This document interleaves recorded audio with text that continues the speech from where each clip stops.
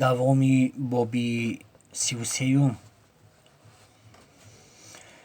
ҳамин дам мунодиён садо доданд ки ҳама ба масҷид раванд. маросими ҷаноза ҳам он ҷо барпо мегардад. ҷасади маҳрумро пас аз ҷаноза бурда ба хок супориданд. муфтӣ бар арвоҳи маҳрум ва ҳамаи дар қабристон хобудагон сураи мулкро аз қуръони маҷид бо як ҷозибаи баланд тиловат кард ва бахшидашон. мувофиқи қоидаҳои мардум маҳаллӣ, ҳар касе ки аз пушти тобут ба гӯристон рафта бошад, бояд бозгашт ба хонаи марҳум рафта як ояте аз қуръони маҷид бихонад. сипас хоҳ соҳибдеҳ, хоҳ меҳмон пароканда шавад. касоне ки дар сари хокдон буданд ба ҳавли қодирқулбой баргаштанд. ба арвоҳи маит сура хонда, пас он меҳмонон асбҳояшон савор шуда ба деҳаҳошон баргаштанд. мардуми кушқалъа низ хона ба хона шуданд. дар ҳавлии қодирқулбои марҳум Норимбой бо сарихону писараш, мулло Абдураҳмон, бародарони Норимбой, фарзандон ва хидматгорони маҳрум монда буданду халос. онҳое ки дар ҳавлӣ буданд рост истода ба якдигар маҳзунона менигаристанд. касе чӣ кор карданашро намедонист. ҳама интизори ба ишорае буданд ки яке аз соҳибхонаҳо барои дар ягон ҷо нишастан мурооташон намоянд. соҳибхонагон бошанд дасту по хӯрда ва саргаранг шуда буданд. оқибат Кимсанбои писари калонии Қодирқулбой ба худ омад ва меҳмононро ба ҳуҷрае таквил намуд, ки барои қабули меҳмонон тайёр карда шуда буд ва худ пеш даромад. мулло Абдураҳмон баробари нишастан даст ба аъло карда ба унвони маит фотиҳа бархонид. баъд аз каме нишастан Норимбой ба Кимсанбой гуфт: моро ҳам ба деҳа баргаштанамон зарур аст. додар, фикри шумо чист? бой бобои муҳтарам, як боз занон маслиҳат кунам ку гуфта берун баромад. ягон баъди ним соат боз ба ҳуҷраи меҳмон ворид гашт. ҳама интизораш буданд ки чӣ мегӯяд. ӯ ҳамон омада ба ҷояш нишаста гуфт: маслиҳат ҳамин шуд. модараму амаҳоям гуфтанд ки аз шумо хоҳиш мекунанд, агар иҷозат диҳед, Юлдузхон бо хушдоманаш то гузаштани маъракаи 7 истанд. майлаш, дарҳол розӣ шуд Норимбой. агар хоҳанд бистанд, апам ҳам бистад. набошад акнун ба мо ҷавоб диҳед, додарам. бойбобо, ягон шаби дигар ману додаронамро ҳамроҳӣ мекардед, хуб мешуд. хоҳишгарона гуфт Кимсанбой. гапатон дуруст, додараму, лекин худатон худоро шукр хешу табори бисёр доред. ҳамонҳо ҳамроҳӣ карда аз маҳзуният мебаронадатон. мо як ҷойгири зиёдатӣ мешавем. худатон одами бофаҳму фаросатед. Кимсанбой. аз касе напурсида пагоҳ фардо баҳор ҳам расида меояд. корҳои накарда бисёр. тоҷикон як мақоли хуб доранд, ки мегӯянд мурдаҳо мераванд, лекин зиндаҳо бояд рӯзашонро бубинанд. хайр, майлаш, розӣ шуд Кимсанбой. ҷавобатон медиҳам, лекин ба маъракаи 7 ҳатман расида биёед. албатта меоем, хитоб намуд Норимбой. мо шуморо худои азза ва ҷалла ба воситаи хоҳаратон хештабор гардонидааст. дар тӯю сурӯ ҳамдигар ҳатман иштирок мекунем. ҳамин тавр аст суханони Норимбойро қувват бахшид мулло Абдураҳмон. агар розигии худованд набошад, мо аз мо ҷудо намешавад. боз агар розигии худо намешуд, хоҳари шумо ба сарихони мо дил намедод. бар берозигии худо аз ин ҳама мавҷудоти олам на нафас мекашад, не онро хориҷ мекунад.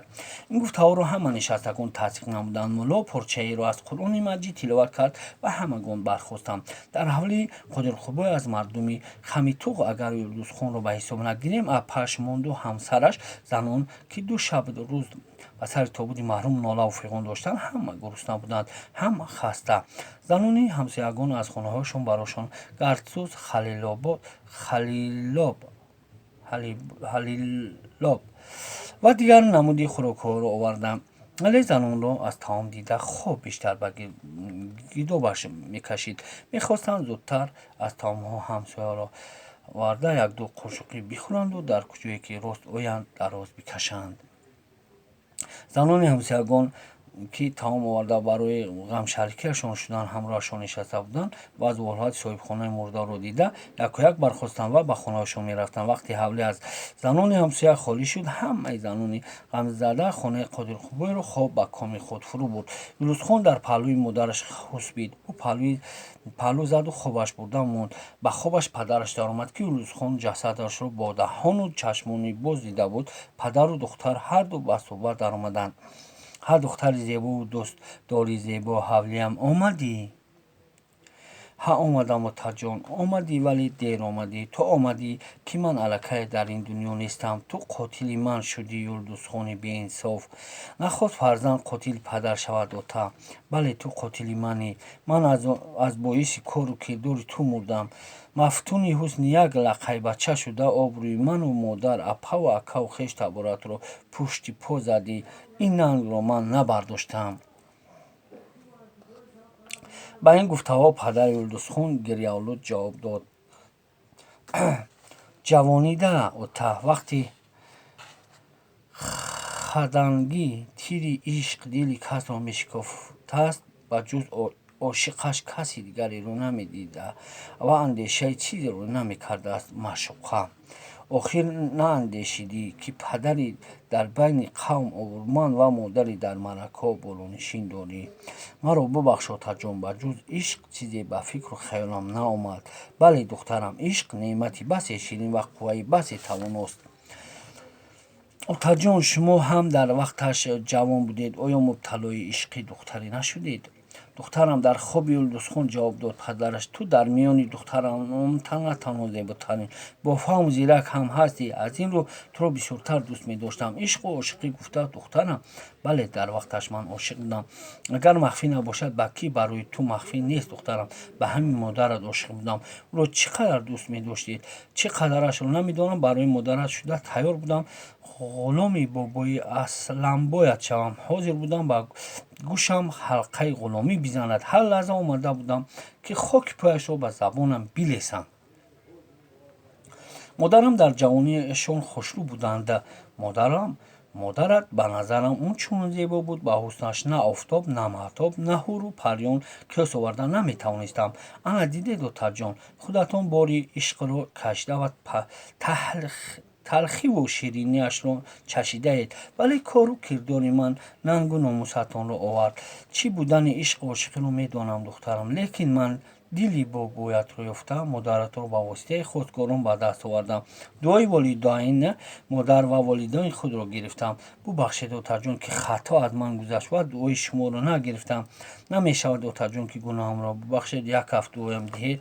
ҳайҳот духтарам, дуодиҳии ман аллакай дер шуд. барои чӣ ота? охир ман дигар дар дунё нестам.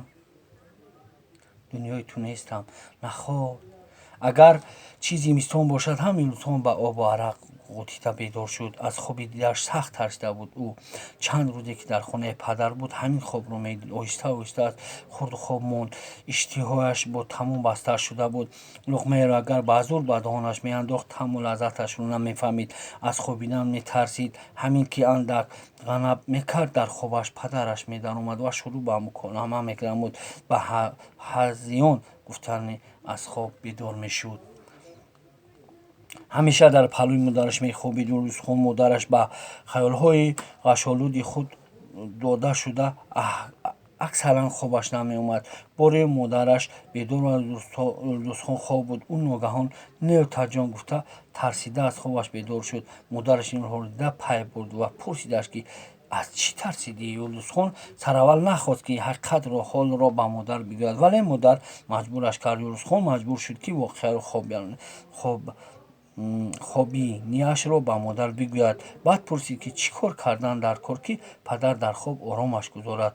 модар гуфт, ки ӯ ҳам як одами авом аст. ба ин хел муаммоҳо тадбире ҷуста наметавонад, вале фаҳмиданаш, ки ҳамин Фотимаи аммаи шавҳарат одами бафаҳм ва зиндагидида менамояд.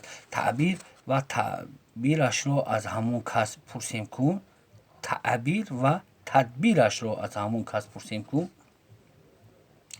шояд ягон маслиҳат диҳад ё кӯмакӣ расонад. силамонро ба амаам юлдузхон аз бози арӯз шуданаш амаи сарихонро ама мегуфт ошкор кунем чӣ мешавад. Модар фаҳмондааст ки ягон зиён надораду лекин ман мехоҳам ин сир танҳо дар байни ҳар ҷамъ бимонад.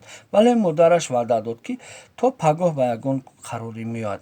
Рӯзи дигар баъди наҳории саҳарӣ зани Қодирқулбой ба духтаронаш фармуд ки ба сомон додани корҳои рӯзгор андармон шаванд. Ӯ ба амаи ва ҳушдомани Юлдузхон гуфтаниҳои махфӣ дорад. Духтарон якояк берун баромаданд. Ои Тимурлои иззатманд хитоб ба амаи Сарихон намуд. Модари Юлдузхон: шумо ба назари ман одами бисёр хушақлу бофаросат менамоед. Шояд пайхас карда бошед ки Юлдузхон келинатон рӯз то рӯз харобу хазон ва лоғар шудан дорад. Барои падараш месӯзада, гуфт амма ва модари Сарихон. Ман ҳам дар чунин фикр будам, изҳор намуд модари Юлдузхон. Лекин Юлдузхон гафҳои дигар мегӯяд ва гуфтаҳои Юлдузхон бе ягон каму коста нақлашон кард. Кампир Фотима аз зани Норинбоз суханони модари Юлдузхонро бо диққат гӯш карданд. Илёҷи ин кор осон аст, гуфт кампири Фотима. Гузаштагонамон фармуданд ки арвоҳ розӣ, худо розӣ. Вақте Сарихон омад, боз пасаш мефиристем. Аз подашон як буқаи 4 соли ё 5 солеро гирифта меорад. Баъди маъракаи ҳафт онро низ кушта худоӣ медиҳем. Як мулло ба арвоҳи маҳрум оят мехонад.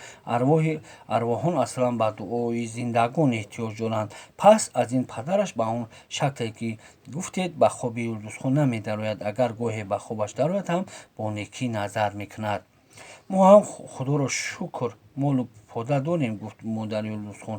ё намешавад ки аз моли худамон хайру худоӣ кунем, пурсид модари Юлдузхон. Чаро намешавад? Мешавад, ҷавоб дод кампири Фотима. Вале буқаеро ки Сарихон меорад 4-5 рӯз пеш пас кушта ба мардуми худоӣ дода ба арвоҳи шавҳари марҳуматон бахшед, хайраш бештар мерасад. Пас аз ин маслиҳат дар хонаи Қодирқулбои марҳум баъди ҳафт боз 2 буқаи дигар забт карда ба арвоҳи марҳум бахшиданд.